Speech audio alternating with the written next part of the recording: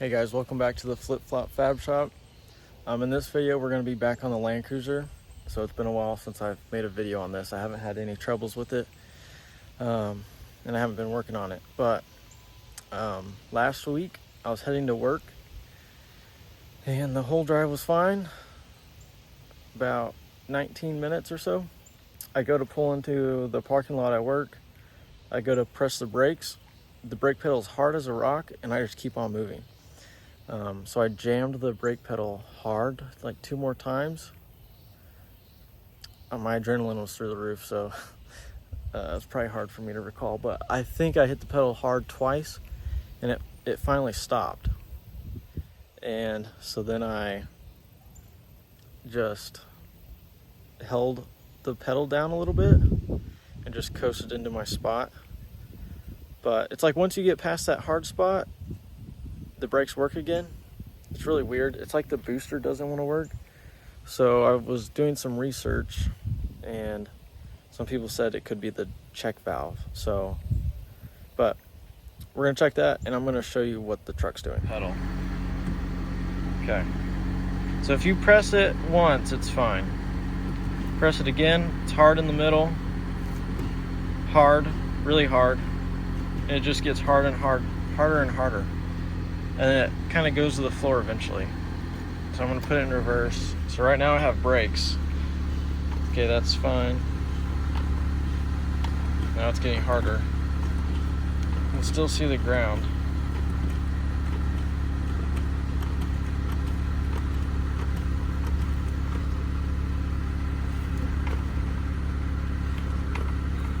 Well, seems to be working better, actually.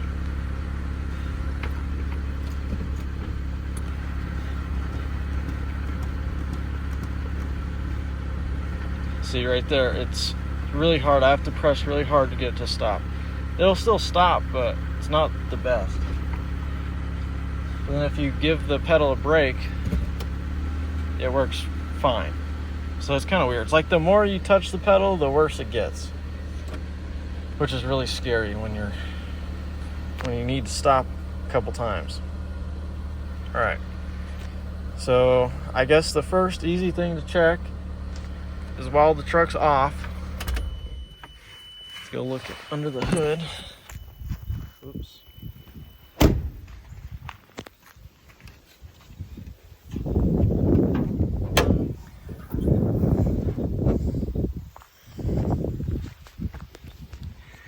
Okay, you see this hose here? This vacuum line goes to the intake, to the booster, and to this little, where this is, that's your check valve. So apparently when you undo this hose, which I already got the hose clamp off, when you undo this, it should make a whooshing sound while it is off. So let's pull it off.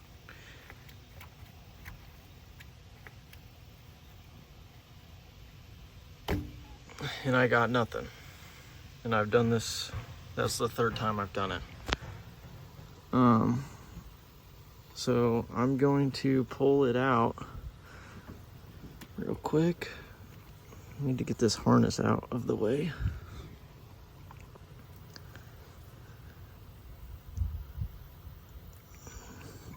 It's hard to do with one hand. I might have to stop recording for a minute. Then there's 112 that has a little bracket attached to it right here. Oh shoot. Right there. This little bracket just has that pin in it. Let's try to get in here with my 12.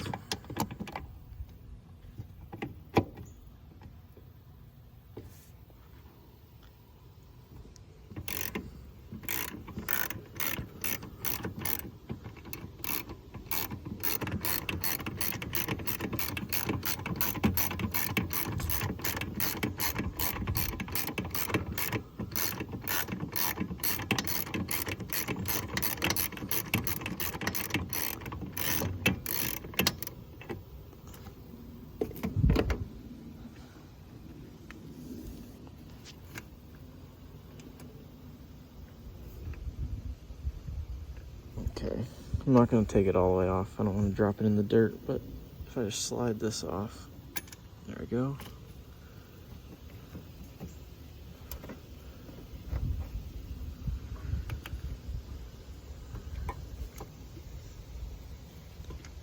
So I don't know why it would make a whooshing sound. I know nothing about braking systems,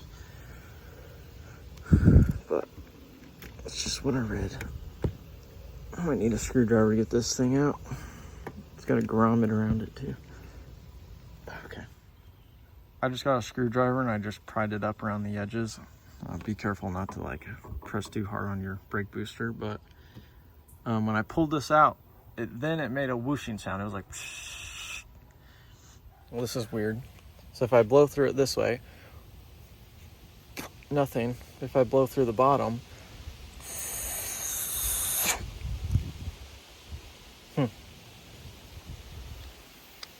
to me that would indicate that it is working properly.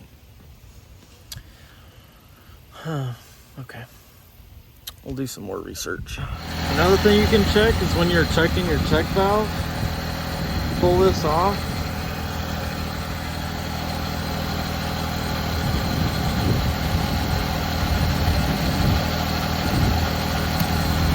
And make sure you have good vacuum. This should suck your finger up, see?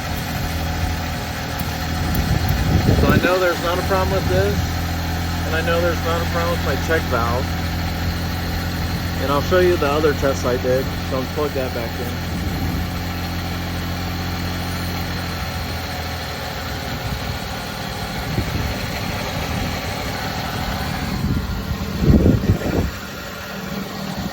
So one test you can do, just have your truck running and let it build vacuum.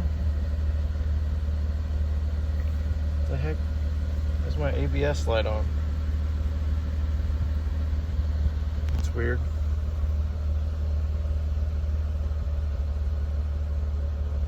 Okay, well, let it build vacuum, shut it off,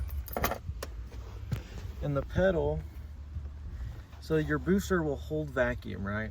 Well, if it has a leak in the diaphragm, it's not going to hold that vacuum. It may hold it for a minute, but not very long. So your booster should help you push your pedal all the way down. Then the second time, you'll have less vacuum, so less assist. And then it'll be like halfway down. And then the third time, you should still be able to have a little assist, but it'll only let you press it a little bit. So in my situation, you'll see I have one, and now it's hard as a rock. I have no assist, right? So that obviously is a sign that my booster is not holding vacuum. And so that kind of points me towards the brake booster. And in order to check the master cylinder, hold your pedal down for 15 to 30 seconds in one spot. If the pedal sinks in more, that means you have a leak in your master cylinder. So let's go ahead and hold it. That's like really firm pressure because I don't have assist. And we'll just hold it there and see if it sinks at all.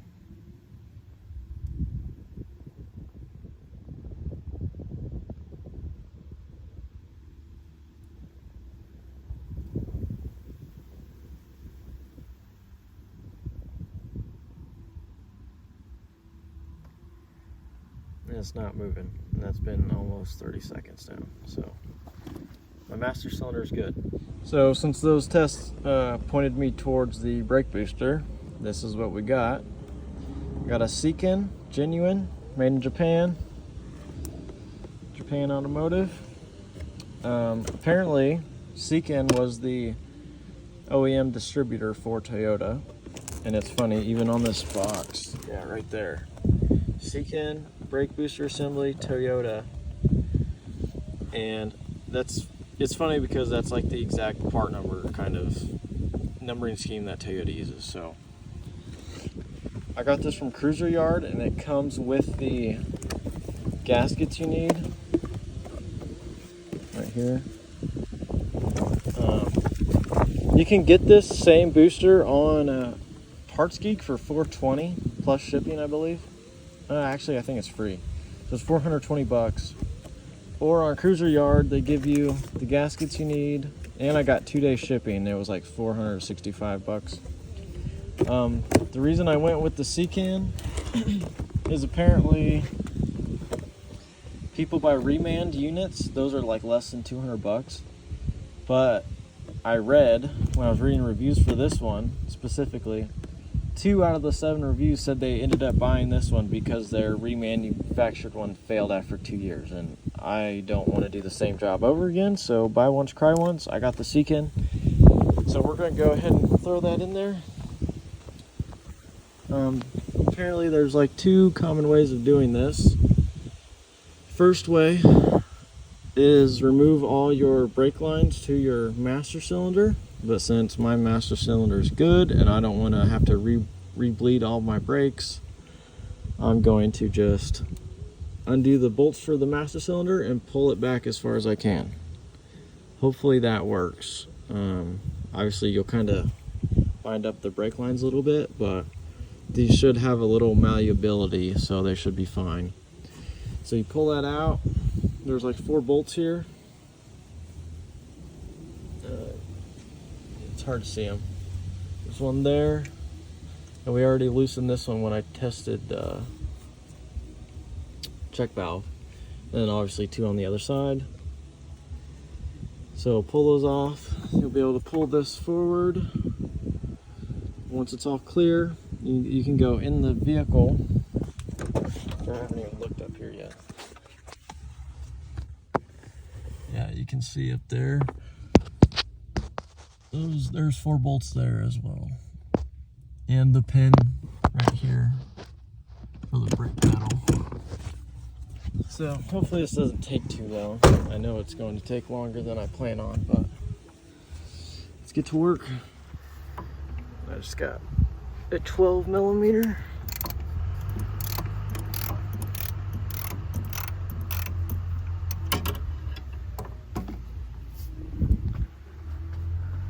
Should be able to get to those too. These aren't even that tight.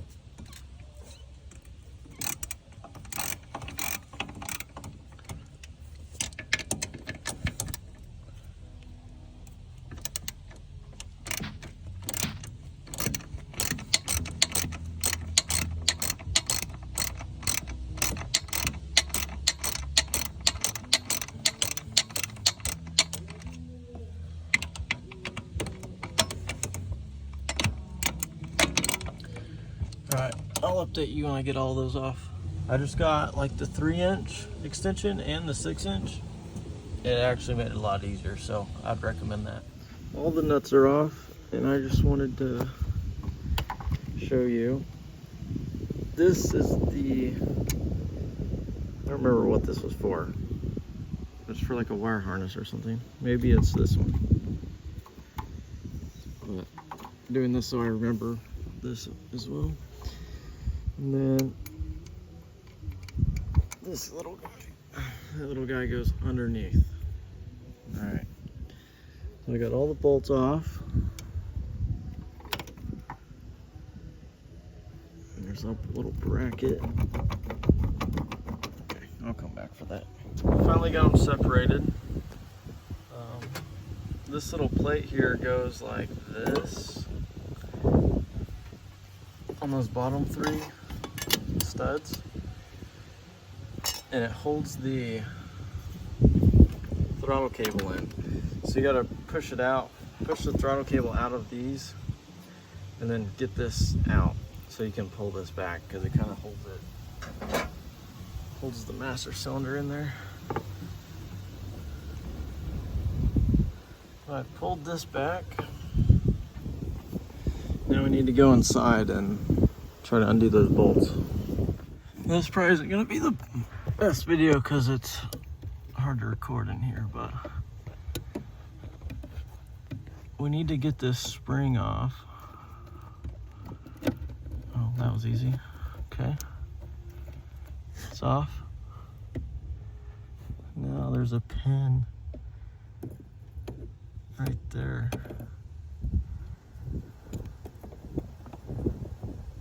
We gotta get this pin out.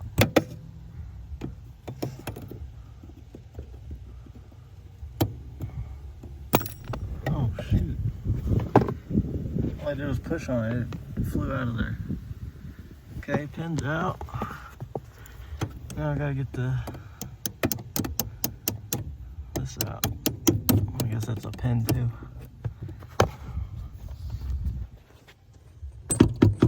Ta-da! That was easy. Okay. Now there's a nut there. There's just 4 nuts going around it. I'm probably not going to be able to record very well, but I'm going to undo all 4 of those real quick. I was able to get all of them out with the long extension and my swivel again. Same thing I used in the engine bay pretty much. I was able to break them all loose with this and then use my hands to get them off completely. So now let's go back up front.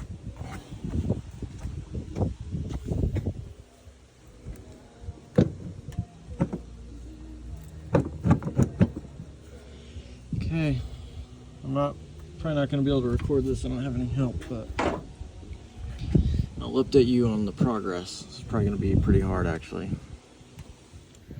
Okay, I decided I don't want to bend this too much because I bent it quite a bit and I still couldn't get this out.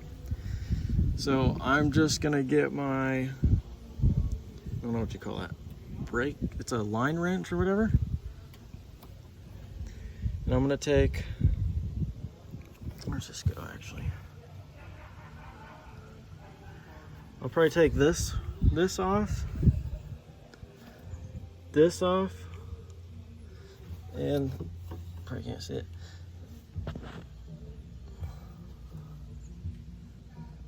This one for the proportioning valve. And I'll be able to remove the whole master cylinder. Now I'll just be able to remove it, pull this straight out, and put the new one in. And I guess I'll have to bleed the brakes, but that'll be fine. It's a 10 millimeter. You don't have to use a line wrench for this, but it's preferred. You can get a more surface area around it so you don't strip it. Okay, that one's out. We're gonna do this one. That one's tight.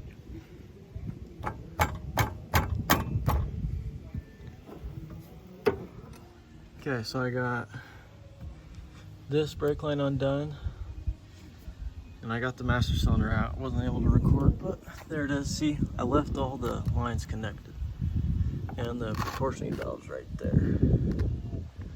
So brake fluid's gonna probably drain out of there, but I have some room now. This is still kind of in the way, but should be easier. Okay, hopefully I don't jinx myself, but instead of pushing it that way and then trying to rotate it out, I just pulled it straight, like towards the driver's side more. And I think I got most of it out. I'm just gonna have to play with it for a minute. Okay, I got the old one out. And the one thing we have to do is swap this over for the pedal. And apparently you're supposed to count the threads. In order to get this off, I used the screwdriver through the hole and wrench trick. And I got it off, so let's spin this off.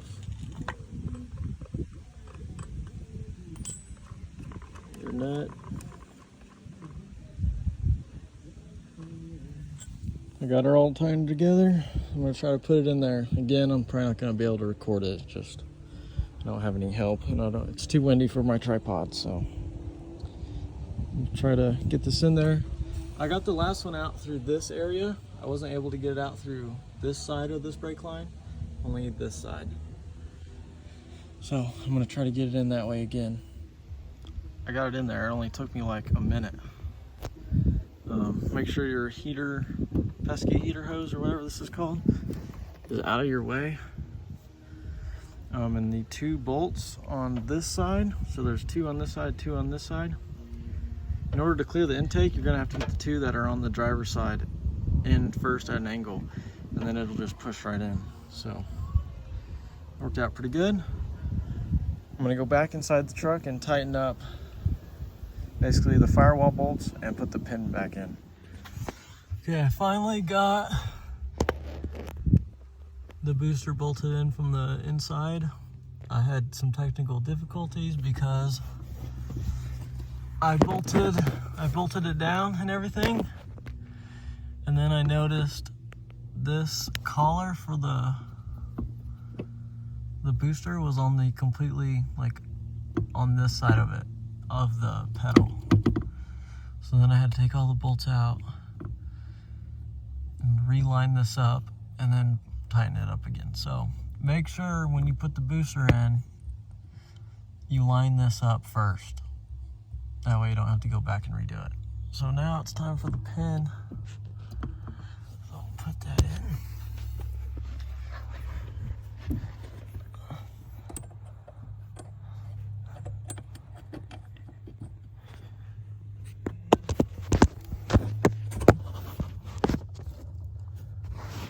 You guys probably can't see that, but I can't record it. Oh, there we go. There we go.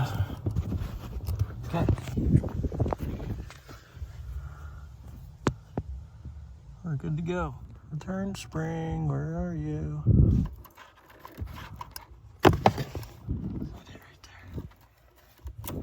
Oh no. Okay, I found its home. It's that little metal piece up here. Try to pull it down now.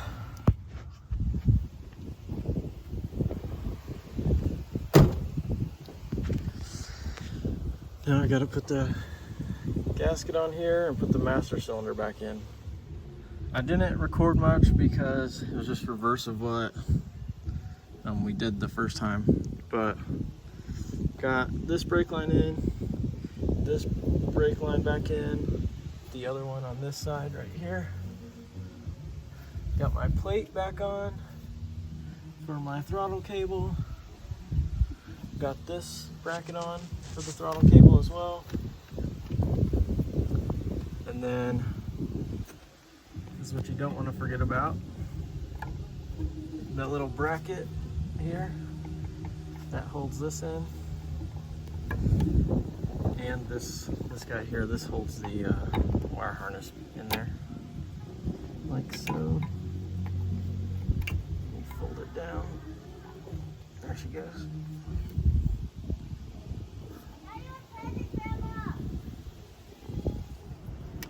It's hard to do with one hand. There she goes. Okay. Put our vacuum line on.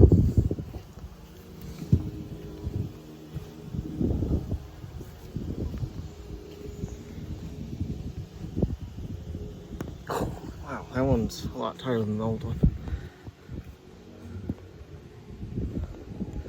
Okay, I'm gonna have to use pliers for that. I'm going in with .4 synthetic. That's what I used last time. So I'm just gonna pour that in there.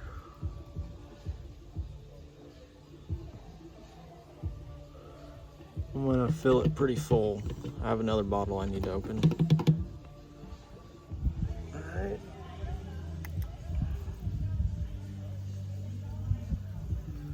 Filling it to the top because I'm gonna have to suck this stuff out. Okay. Okay, I'm gonna start it up. Before I start bleeding it, I'm gonna start it, get some of that brake fluid. We'll try to press some of that brake fluid through the system a little bit. All right, so I bled the brakes. I even did the load proportioning valve. A lot of gunk came out of there. Brakes work fine. The only issue is the ABS light has been on ever since I've done this, and I just don't know what to do. I tried to actuate the ABS pump because I think what happened is when I undid the brake lines of the master cylinder to the ABS module or pump, I thought maybe some air got in there. So I tried to manually hook up the ABS module to purge some air out, but I was unsuccessful, and the ABS light's been on ever since. So if you guys know how to do that or what my issue may be, please drop that in the comments. All right, well, that's going to be it for this one. I hope you guys enjoyed, and thanks for watching.